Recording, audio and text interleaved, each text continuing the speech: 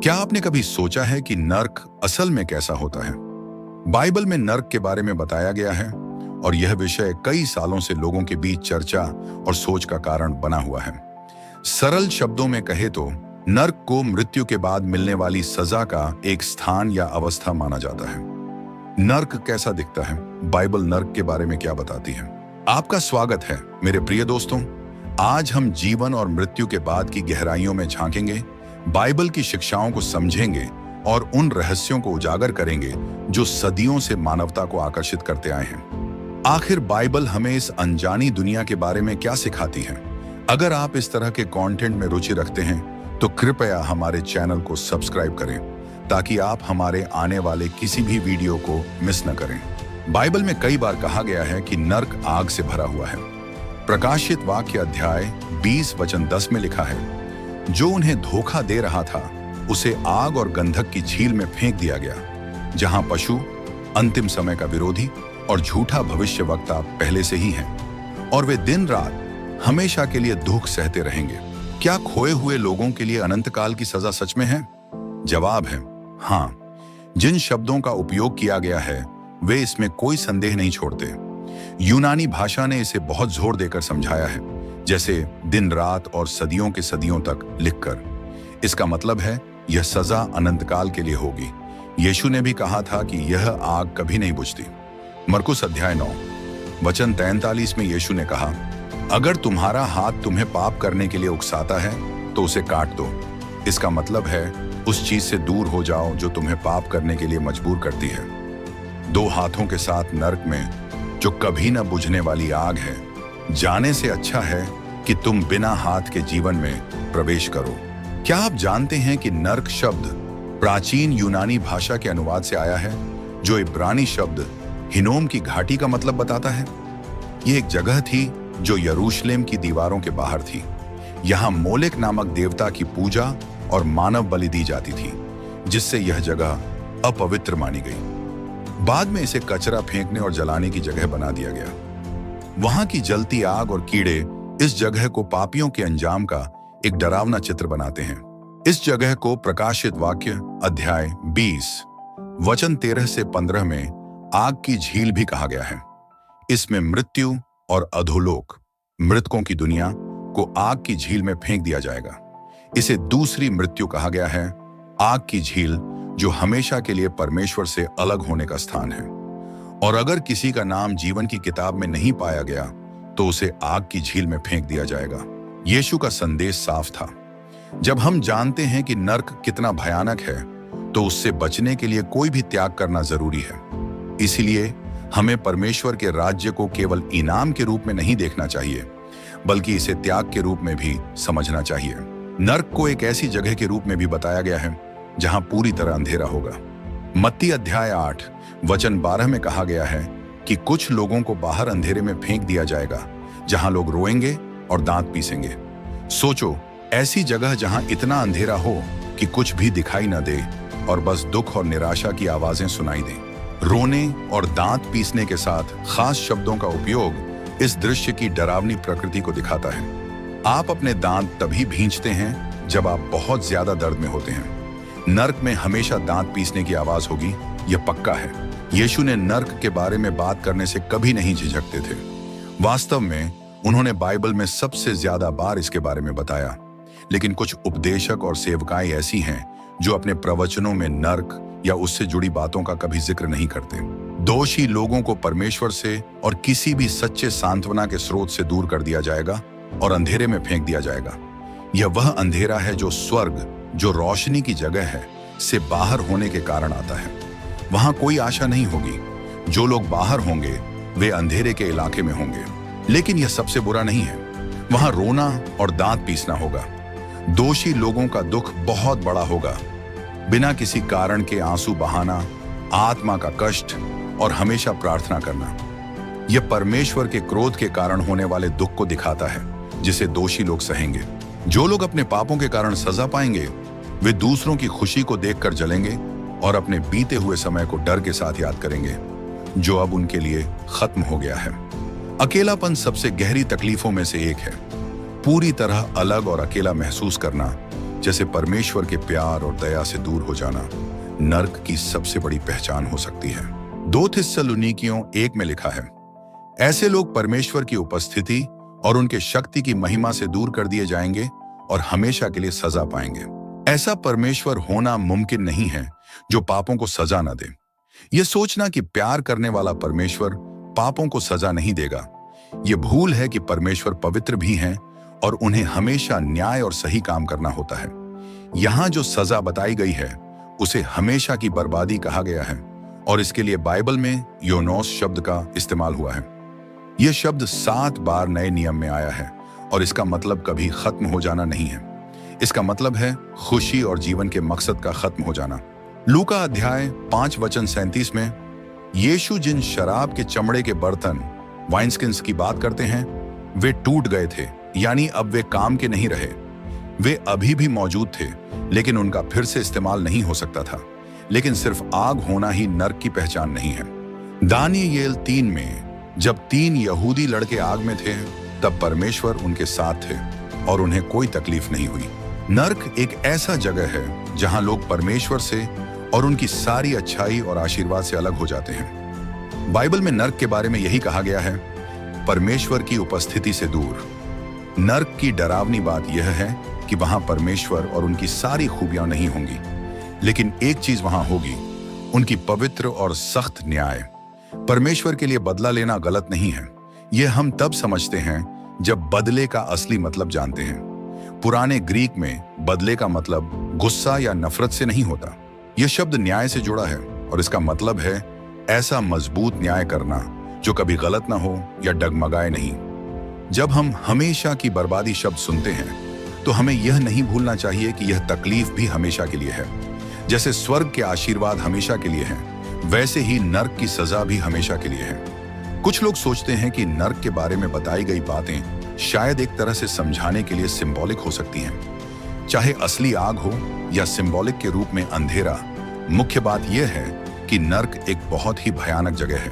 पुराने नियम में इब्रानी शब्द इशीज शेओल का मतलब नर्क से है। यह मृतकों की जगह को बताता है। यह एक अंधेरी जगह है जहां बुरे लोग मरने के बाद जाते हैं। बहुत लोग सोचते हैं कि परमेश्वर ने नर्क क्यों बनाया। यीशु ने नर्क के बनने की सच्चाई समझाई। नर्क का संबंध गिरे हुए स्वर्गदूतों से है। नर्क एक ऐसी जगह है जहां तकलीफ होती है और इसे परमेश्वर ने पहले शैतान और उसके स्वर्गदूतों के लिए बनाया था। यीशु के अनुसार नर्क पहले शैतान और उसके स्वर्गदूतों के लिए बनाया गया था, लेकिन इंसान वहां तब जाते हैं जब वे शैतान और उसके स्वर्गदूतों का साथ चुनते हैं। अनंत की आग शैतान और उसके स्वर्गदूतों के लिए बनाई गई थी। दूसरे शब्दों में नर्क इंसानों के लिए नहीं बनाया गया था, लेकिन कुछ लोग वहां पहुंच जाते हैं। अंत में शैतान और उसके साथ गिरे हुए स्वर्गदूतों को ही नर्क में सजा पाने के लिए बनाया गया था। नर्क को उन लोगों की अंतिम सजा के लिए बनाया गया था जिन्होंने परमेश्वर के खिलाफ विद्रोह किया, लेकिन परमेश्वर ने इंसानों को भी वहां जाने की इजाजत दी क्योंकि उन्होंने इंसानों को अपनी पसंद चुनने का अधिकार और जिम्मेदारी दी है। हर इंसान को तय करना होता है कि वह स्वर्ग जाना चाहता है या नर्क। यह उसकी अपनी मर्जी और फैसले पर निर्भर करता है। यह साफ हो चुका है कि गिरे हुए स्वर्गदूत सच में होते हैं। कुछ लोगों के लिए यह समझना मुश्किल हो सकता है कि स्वर्गदूत भी गलती कर सकते हैं या परमेश्वर की कृपा से दूर हो सकते हैं, लेकिन बाइबल की कहानी हमें दिखाती है कि ऐसा हो सकता है। हाँ, नर्क को परमेश्वर ने बनाया है। जो कुछ भी था, जो कुछ भी होगा, सब कुछ परमेश्वर ने बनाया है। नर्क भी। परमेश्वर ने स्वर्ग और धरती पर हर चीज बनाई जो दिखती है और जो नहीं दिखती, चाहे वो राज सिंहासन हो, शासन हो, शासक हो या कोई भी शक्ति, सब कुछ परमेश्वर ने बनाया है और उनके लिए बनाया है। कुलुस्सियों अध्याय 1 वचन 16 और यूहन्ना अध्याय 1 वचन 3 में लिखा है कि सारी चीजें परमेश्वर के द्वारा बनी हैं और उनके बिना कुछ भी नहीं बना। नर्क, जिसे आग की झील भी कहते हैं, उन लोगों का अंजाम होगा जो यीशु मसीह को नहीं मानते। लेकिन खुशखबरी यह है कि लोग नर्क से बच सकते हैं। परमेश्वर ने अपनी दया और प्यार से हर किसी के लिए मुक्ति का रास्ता दिया है। जो लोग परमेश्वर के बेटे यीशु मसीह पर भरोसा करेंगे वे बच सकते हैं। बाइबल की शिक्षा के अनुसार यीशु का जवाब साफ है, हाँ। ऐसा नहीं है कि इंसान खुद नर्क चाहता है, लेकिन वह अपनी गलतियों, जिद, अहंकार और पापों के प्यार की वजह से खुद को हमेशा के लिए नर्क की सजा देता है। इंसान परमेश्वर के दिए मुक्ति के रास्ते को ठुकरा देता है, जो उसे परमेश्वर के साथ अनंत जीवन दे सकता है। एक दिन ऐसा आएगा जब इंसाफ होगा। हर इंसान के पास दो ऐसे दिन होते हैं जिनका समय अभी तो पता नहीं और जिन्हें डायरी में लिखकर या कैलेंडर में नोट नहीं किया जा सकता। पहला दिन हर किसी के लिए अलग होता है, लेकिन दूसरा दिन सबके लिए एक जैसा होगा। हम सभी ने किसी न किसी तरह परमेश्वर की बात नहीं मानी है और इस गलती की सबसे बड़ी सजा मौत है, क्योंकि हमारे सारे पाप आखिरकार परमेश्वर के खिलाफ हैं और परमेश्वर अनंत और हमेशा रहने वाले हैं। इसीलिए पाप की सजा भी अनंत और हमेशा की होगी। नर्क वह अनंत और हमेशा की मौत है जो हमने अपने पापों की वजह से कमाई है। यीशु ने खुद बताया है कि नर्क की सजा उतनी ही अनंत है जितना स्वर्ग का जीवन। पापी हमेशा के लिए परमेश्वर के गुस्से और न्याय का सामना करेंगे। जो लोग नर्क में होंगे वे जानेंगे कि उनकी सजा सही है और इसके लिए सिर्फ वही जिम्मेदार हैं। क्या नर्क सच में है? जब हम मौत के बाद की जिंदगी जैसे गहरे विषय पर बात करते हैं तो बाइबल बहुत सारे लोगों के लिए जवाब पाने का मुख्य स्रोत बनती है। ऐसा ही एक सवाल है, क्या नर्क मौजूद है? हम देखेंगे कि बाइबल इस बारे में क्या कहती है। बहुत से लोग स्वर्ग में विश्वास करते हैं, लेकिन कम लोग नर्क पर विश्वास करते हैं। लेकिन बाइबल कहती है कि दोनों सच में हैं। हम सब ने बुरी चीजें की हैं जिन्हें पाप कहा जाता है। रोमियो अध्याय 3 वचन 23। बाइबल बताती है कि हमारे पापों का सही परिणाम मौत है। रोमियो अध्याय 6 वचन 23।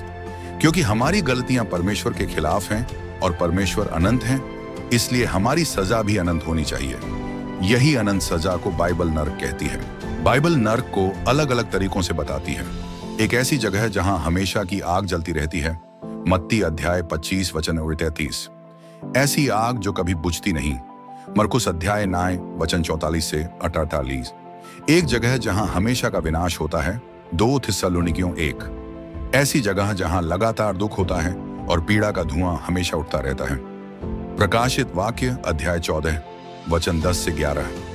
एक झील जहां जलता हुआ गंधक है और कभी खत्म न होने वाला कष्ट है। प्रकाशित वाक्य अध्याय 20 वचन 10 से 15। बाइबल नर्क की सही जगह के बारे में कुछ नहीं बताती, लेकिन यह कहती है कि नर्क एक असली जगह है जहां कष्ट होता है। नर्क कहां है ये किसी को पता नहीं। यह हमारे ब्रह्मांड के अंदर हो सकता है या किसी और दुनिया या आयाम में। लेकिन सबसे जरूरी बात यह है कि बाइबल हमें सिखाती है कि हमें अच्छा जीवन जीना चाहिए ताकि हम इस दुख भरी जगह से बच सकें, न कि इसकी जगह के बारे में चिंता करें। बाइबल में नर्क के बारे में बताया गया है और इसे एक डरावनी जगह के रूप में दिखाया गया है। बाइबल कहती है कि नर्क सच में मौजूद है। यह एक ऐसी जगह है जहां बुरे कर्मों की सजा दी जाती है। बाइबल में लिखने वाले प्रेरितों ने भी नर्क के बारे में चेतावनी दी थी। पौलुस, जो एक प्रेरित थे, ने अपने पत्रों में लिखा कि आने वाले समय में परमेश्वर का गुस्सा होगा और केवल यीशु के माध्यम से ही लोग इस सजा से बच सकते हैं। बाइबल के अनुसार नर्क सच में है। यह एक ऐसी जगह है जहां बुरे कामों की सजा मिलती है और इंसान परमेश्वर से दूर हो जाता है। बाइबल में इसे डरावनी जगह के रूप में बताया गया है। बाइबल हमें सिखाती है कि हमें हमेशा परमेश्वर के प्यार और दया को ढूंढना चाहिए। यीशु मसीह पर विश्वास करके हम नर्क के दुखों से बच सकते हैं। सार में बाइबल कहती है कि नर्क सच है, लेकिन यीशु के जरिए हमें इस सजा से बचने और हमेशा के लिए जीवन पाने की उम्मीद है। नर्क दिखाता है कि जब हम परमेश्वर के रास्ते से भटकते हैं तो उसका अंजाम कितना गंभीर हो सकता है। लेकिन बाइबल में नर्क की कहानी सिर्फ डराने के लिए नहीं है, यह मुक्ति और उम्मीद की भी कहानी है। नर्क सच है, लेकिन बचने और परमेश्वर के साथ जीवन पाने का रास्ता भी सच है। जीवन का अंत ऐसा सच है जिस पर इंसान हमेशा सोचता रहा है। कुछ लोग इससे डरते हैं तो कुछ इसमें उम्मीद देखते हैं। अलग अलग संस्कृतियों और धर्मों के अपने अपने विचार हैं कि मरने के बाद क्या होता है। बाइबल में भी इस बारे में बताया गया है। इसमें विश्वास करने वालों और न करने वालों के अंत के बारे में समझाया गया है। मौत के बाद क्या होता है? यह सवाल इंसानों के लिए सबसे बड़ा सवाल है। बाइबल की किताब अय्यूब में भी यह सवाल उठाया गया है। अगर कोई इंसान मर जाए तो क्या वह फिर जिएगा? अय्यूब अध्याय 14 वचन 14। यीशु मसीह ने अपनी शिक्षा और अपने जी उठने के जरिए इस सवाल का जवाब दिया और बताया कि मौत के बाद भी जीवन होता है। यीशु ने साबित किया कि मौत के बाद भी जीवन होता है। उन्होंने सदूकियों को चुनौती दी, जो यह मानते थे कि मौत के बाद जीवन नहीं है। यीशु ने शास्त्र से कहा, मैं इब्राहिम का परमेश्वर, इसहाक का परमेश्वर और याकूब का परमेश्वर हूं। उन्होंने समझाया कि परमेश्वर मरे हुए लोगों का नहीं बल्कि जीने वालों का परमेश्वर है। मरकुस अध्याय 12 वचन 26 से 27। यीशु ने अपने अनुयायियों को दिलासा दिया और स्वर्ग में जीवन के बारे में बताया। उन्होंने कहा, तुम्हारा दिल परेशान न हो, तुम परमेश्वर पर विश्वास करते हो, मुझ पर भी विश्वास करो। मेरे पिता के घर में कई जगहें हैं। अगर ऐसा न होता तो मैं तुम्हें बता देता। मैं तुम्हारे लिए जगह तैयार करने जा रहा हूं। यूहन्ना अध्याय 14 वचन 1 से 2। यीशु ने यह वादा किया कि मौत के बाद उनके साथ हमेशा रहने की जगह होगी। यीशु ने कहा कि आत्माओं के लिए दो रास्ते हैं, एक आराम का और दूसरा तकलीफ का। अमीर आदमी और लाजर की कहानी में अमीर आदमी मौत के बाद तकलीफ में होता है, जबकि लाजर को आराम मिलता है। लूका अध्याय 16 वचन 22 से 23। बीच की कोई जगह जैसे कि परगेटरी नहीं है। आत्मा सीधे अपने अंतिम स्थान पर चली जाती है। यीशु ने इन दो रास्तों के बारे में मत्ती अध्याय 25 वचन 44 और यूहन्ना अध्याय 5 वचन 36 से 29 में भी बताया। मौत के बाद अच्छा जीवन पाने का रास्ता यीशु मसीह पर विश्वास से तय होता है। यूहन्ना अध्याय 3 वचन 15 और यूहन्ना अध्याय 3 वचन 8। यीशु कहते हैं कि जो लोग उन पर विश्वास करते हैं उन्हें हमेशा की जिंदगी मिलेगी।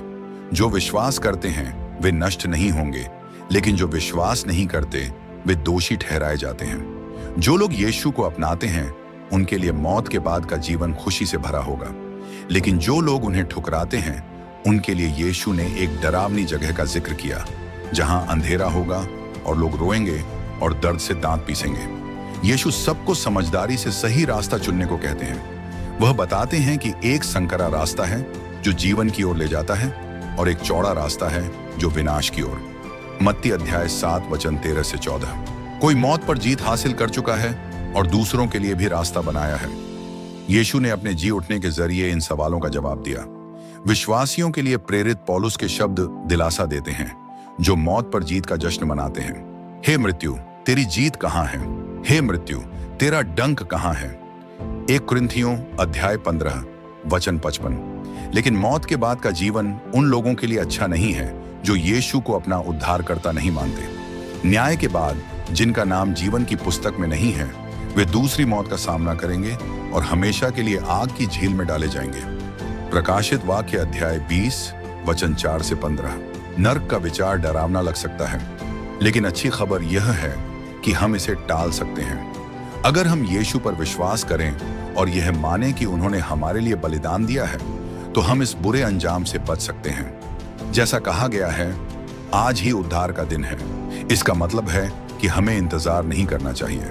हमें अभी यीशु पर विश्वास करना चाहिए और उन पर भरोसा करना चाहिए, ताकि हम हमेशा परमेश्वर के साथ स्वर्ग में रह सकें, न कि नर्क में सजा भुगतें। बाइबल का मुख्य संदेश डर नहीं है, बल्कि प्रेम, कृपा और उद्धार है जो यीशु के द्वारा मिलता है। यीशु हमें आशा देते हैं और परमेश्वर से जुड़ने का रास्ता दिखाते हैं। उनके साथ हम हमेशा के लिए सुख और शांति में रह सकते हैं। प्रकाशित वाक्य की किताब में बताया गया है कि एक समय ऐसा आएगा जब न्याय होगा। शैतान जो लोगों को धोखा देता है और उन पर दोष लगाता है, आखिरकार अपने अंजाम तक पहुंचेगा। वह आग की झील में डाल दिया जाएगा, जहां उसे हमेशा के लिए कष्ट सहना पड़ेगा। शैतान के अंतिम न्याय के बाद एक बड़ा सफेद सिंहासन न्याय होगा। इसमें हर व्यक्ति का उसके कामों और इस बात पर न्याय होगा कि उसने यीशु के उद्धार को स्वीकार किया या नहीं। जिनका नाम जीवन की किताब में नहीं होगा, उन्हें भी आग की झील में डाल दिया जाएगा। इसका मतलब होगा कि वे हमेशा के लिए परमेश्वर से दूर हो जाएंगे। लेकिन जो लोग यीशु के बलिदान और उद्धार के तोहफे को स्वीकार करेंगे, वे हमेशा के लिए नए स्वर्ग और नई पृथ्वी में खुशहाल जीवन बिताएंगे। वहां दुख, दर्द और मौत कभी नहीं होंगे।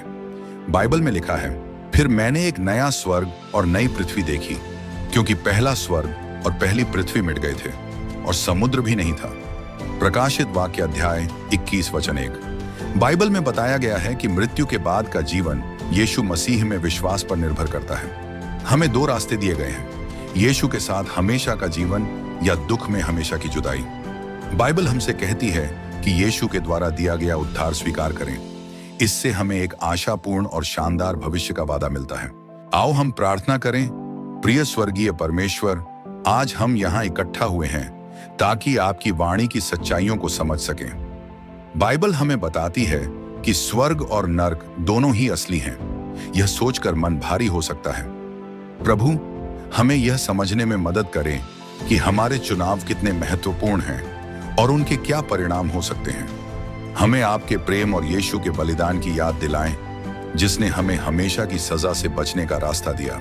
हमें बुद्धि दें कि हम इन सच्चाइयों को समझ सकें और ऐसा दिल दें जो आपकी ओर मुड़ सके। हम उनके लिए प्रार्थना करते हैं जो डरे हुए हैं या जिनके मन में शक है। प्रभु, उन्हें सांत्वना दें, अपनी उपस्थिति का एहसास कराएं और यह समझने का विश्वास दें कि यीशु पर विश्वास से उनके पास आशा और आपके साथ एक सुंदर भविष्य है। परमेश्वर, धन्यवाद कि आपने हमें अपनी वाणी दी, जो हमारे लिए मार्गदर्शक है, और जब भी हम पुकारें आप हमारी सुनते हैं। हमें ऐसा जीवन जीने में मदद करें जो आपके प्रेम और अनुग्रह को दिखाए, ताकि और लोग भी यह समझ सकें कि हमारे पास आपके साथ रहने की कितनी अद्भुत आशा है। यीशु के नाम में हम प्रार्थना करते हैं, आमीन। अगर आपको यह वीडियो अच्छी लगी हो तो कृपया हमारे चैनल को सब्सक्राइब करें ताकि आप हमारे आने वाले वीडियो मिस न करें। देखने के लिए धन्यवाद। परमेश्वर आपको आशीष दे।